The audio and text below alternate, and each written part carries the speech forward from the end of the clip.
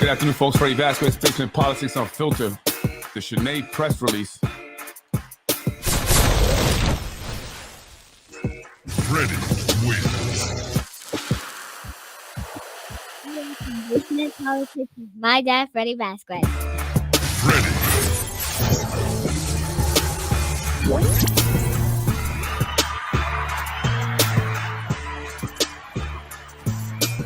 Good afternoon, folks. I'm Freddie Vasquez. I just want to come on real quick to discuss the Shanae press release. What does Shanae have to say? I find it very hypocritical.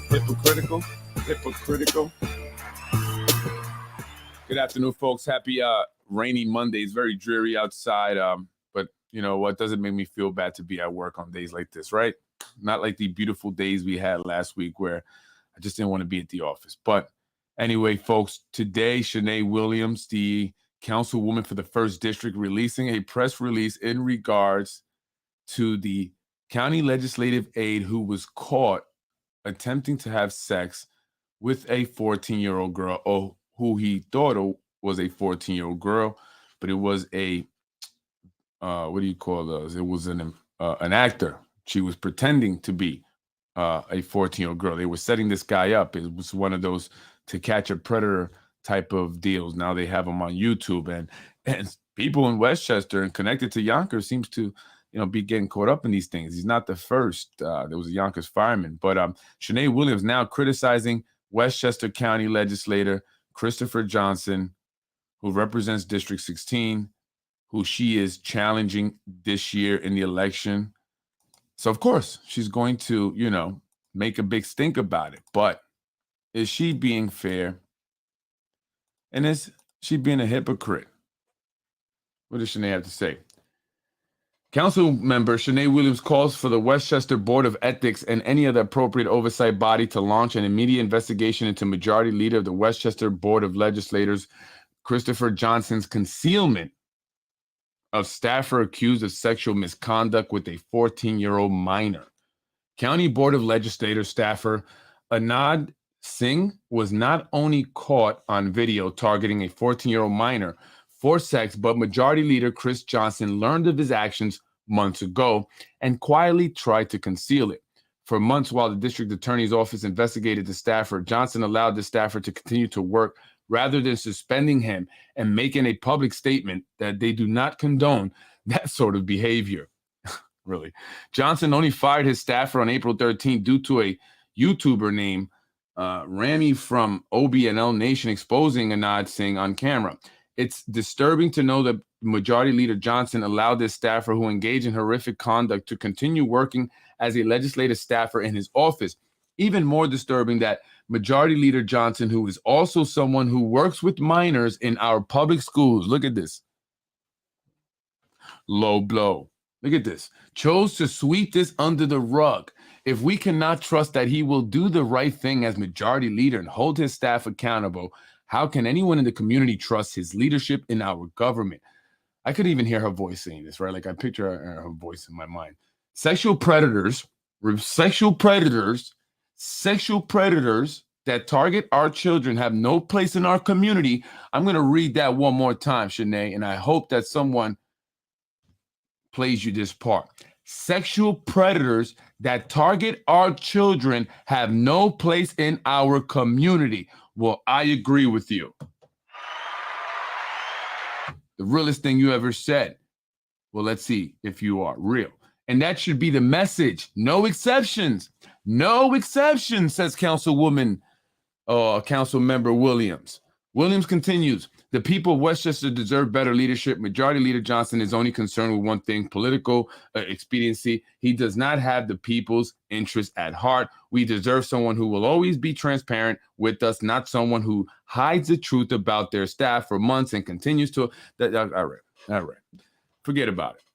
Listen, I want to go back. She says sexual predators have no place in our community. No exceptions. Okay, Shanae, you, as well as your colleagues, have sat down many, many times with a sexual predator. In fact, very recently, I tried to send a message out to you hoping that you would not do it again, but you did. Knowingly sat down next to a sexual predator. Do you need me to tell you who he is? You know, that guy that does that page that has an issue with me? Yeah, I've showed the documentation. He pled guilty. New York Times article. Not the first time. He also had child pornography in his computer. There's a Yonkers police report, Shanae. But yet and still, you have paid him, sat down next to him, and done many interviews still. And you go ahead and say this? Come on. Straight hypocrisy. No exceptions. No exceptions, Shanae. You messed up. You didn't think about that one. And what about other crimes that you have kept quiet about and swept under the rug?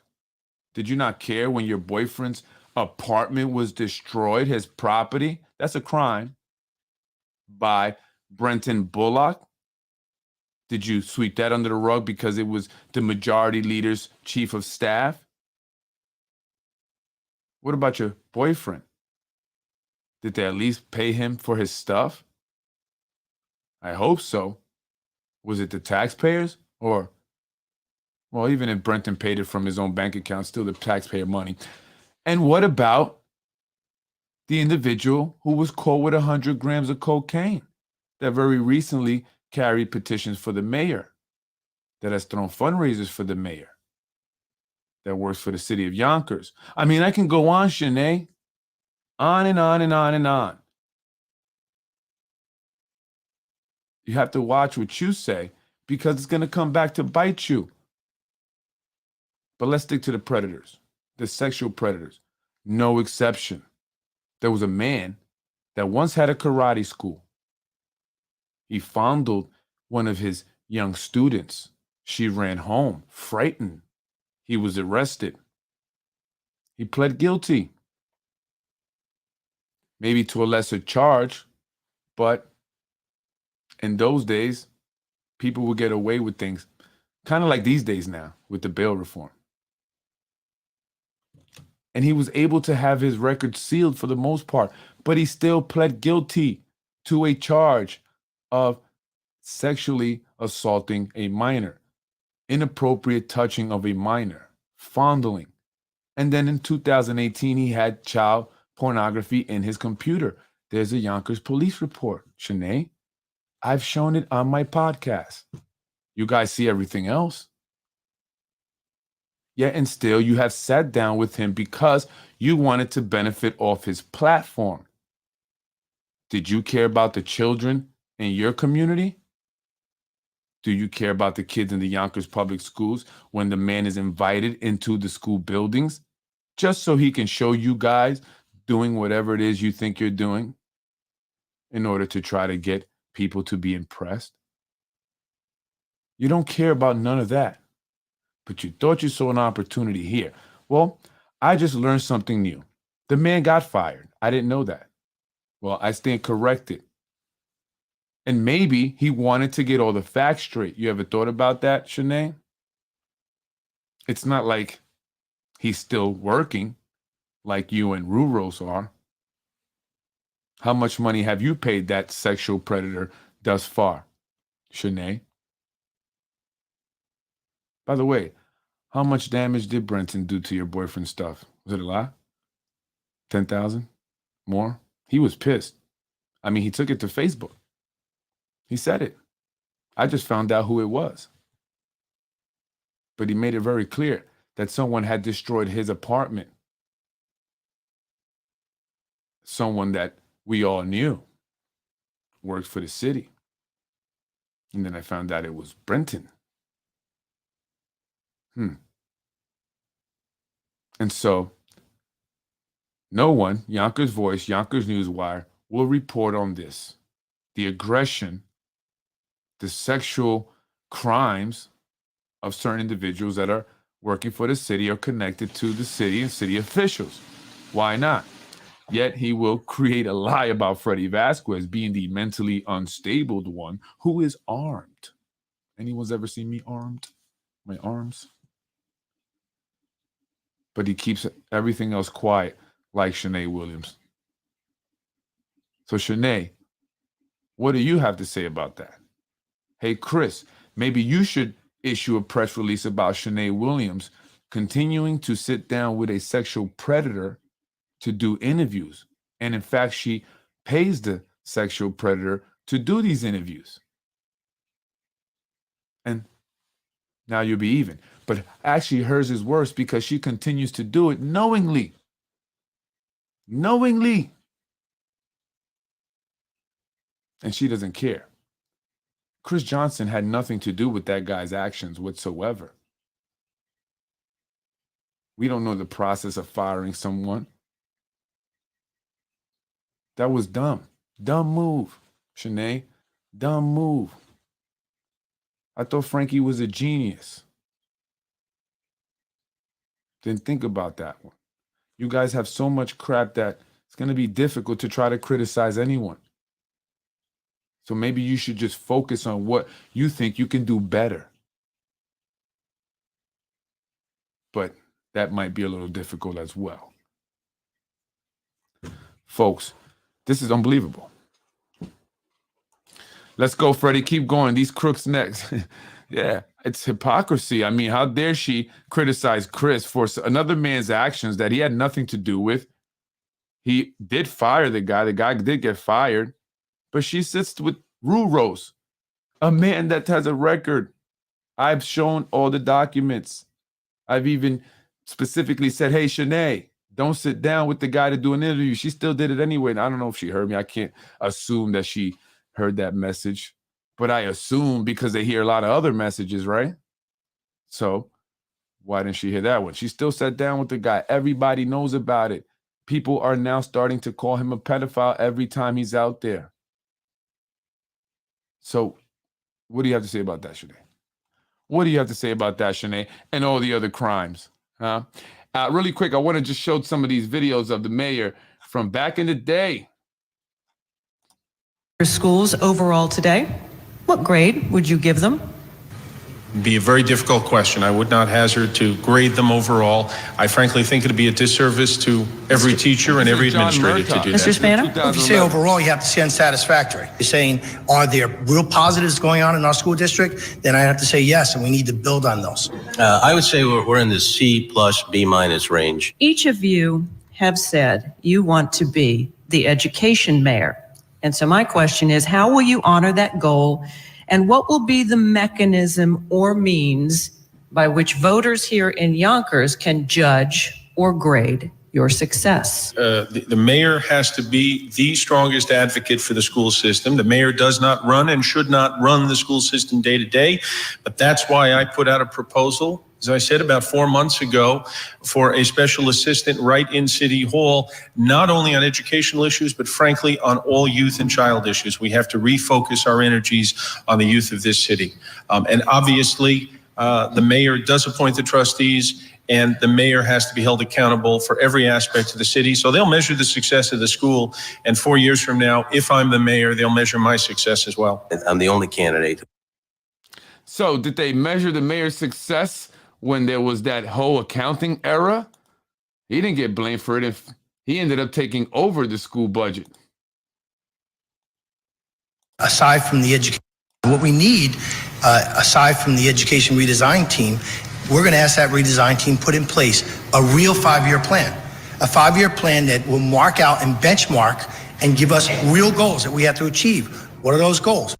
Obviously, increasing the different areas of education that our children need to be exceeding in. And starting right with the graduation rate. A third of our kids don't graduate. That's unacceptable. The amount of money we spend, all of our children should be graduating. Obviously, increasing the different areas of education that our children need to be exceeding in.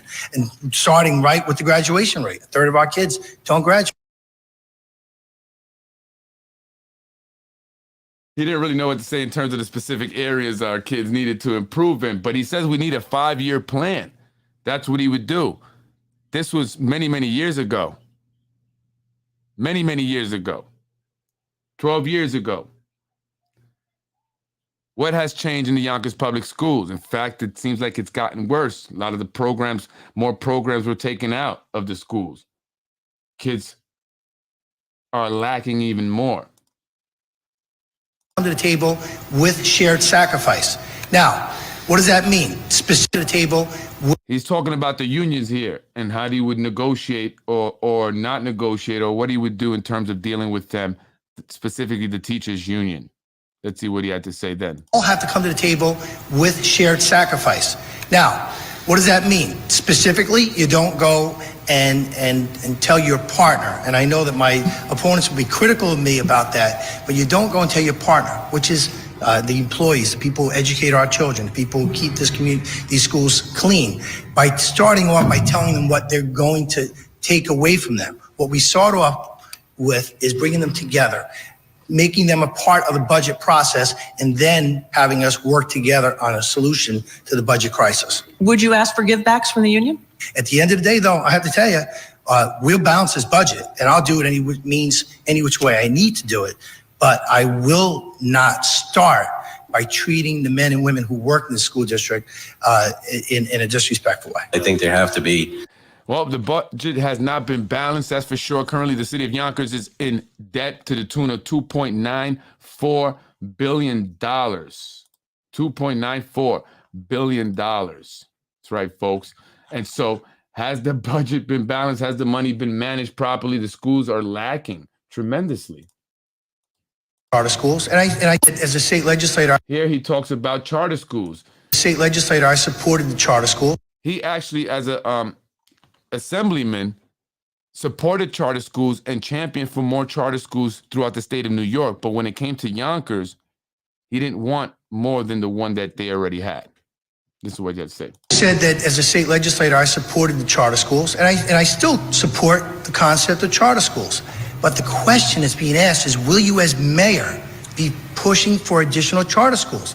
That's a philosophical point of view that I'm having a difference of opinion with. My opinion is the mayor is supposed to be the cheerleader for the public school system. And how can you be the cheerleader and the promoter of the public school district if you're telling people, oh, go to that charter down the street? The charter that, one charter we have in Yonkers that drains $5.1 million out of your budget. If you were to grade. So he says the charter school that we have in Yonkers drains $5.1 million out of the Yonkers public school budget. I would imagine at this point it probably takes up more. And so there you go. There you have it, then and now. I just wanted to kind of give a little bit of a comparison. I just wish there's any more. No.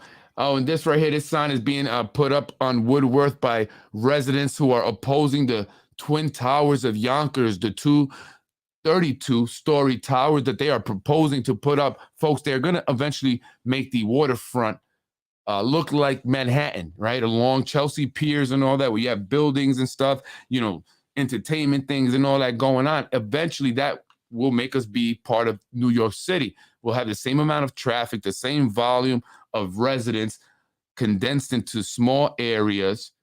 Public transportation will be what we need more of because of the car congestion. I mean, look at the roads here in Yonkers. They're tiny, tiny. We're going to be begging for more, public transportation. People are going to be walking more. And that's the goal. They're going to put all these mixed use. You don't have to go far anyway, right? You could do everything right there. But these folks are putting up these signs. I support them. I mean, do you want Yonkers to be like the city? Do you want to live in Manhattan, essentially? If not, you have to support these folks. This may not be your fight today, but it will be your fight tomorrow. And so you might as well join in now. And so this is what's happening here in the city of Yonkers. They never cared about education. Look at where the education system is. No matter how much extra money we have gotten, nothing has improved with our school district. Nothing. Nothing at all. Not a damn thing has improved with our education system. All this money they talk about when they say, oh, I was up in Albany fighting for X amount of millions of dollars, and the schools still look like crap. Oh, I was up there talking to Kathy Hochul. We got all this, money, 200 million, and the kids still don't have programs. What's going on? Nepperhan Community Center, I don't think they really want that place open anymore. If you ask me, they want to take the lot, the land, the property. Right now, they're having difficulties getting it open. They're saying it needs a lot of work. The building department will not let it pass the way or the condition that it's in. Where has the money been going? $500,000 this community organization has been getting every year, if not more. Why is it that everything is getting money, but is it all in such bad shape? Nothing is working properly. Everything needs to be rehauled, renovated, redone, knocked down, rebuilt, or just sold to developers because they're the only ones that can do it. Don't you see? That's a scam. We're being hustled. I'm Freddie Vasquez, Basement Politics Unfiltered. The only guy that gives it to you real, guys. Thank you for watching. I'll be on tomorrow afternoon. And Shanae, what do you have to say about that, Shanae? You sit next to a pedophile, sexual predator all the time. And you pay him. You pay him.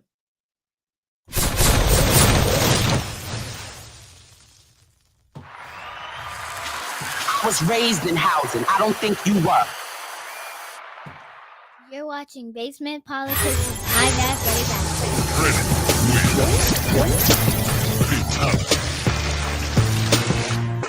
You're watching Basement Politics with my dad, Freddie Vasquez. Folks, I'm Freddie Vasquez. This is Basement Politics. Have a beautiful rest of the afternoon. Stay dry. Be careful on the roads. Did you guys see how hard it was raining? At one point, I thought I was in Florida again. It was coming down. Torrential downpour. Stay safe. Thank you for watching Basement Politics with my husband, Freddie Vasquez. Freddie wins.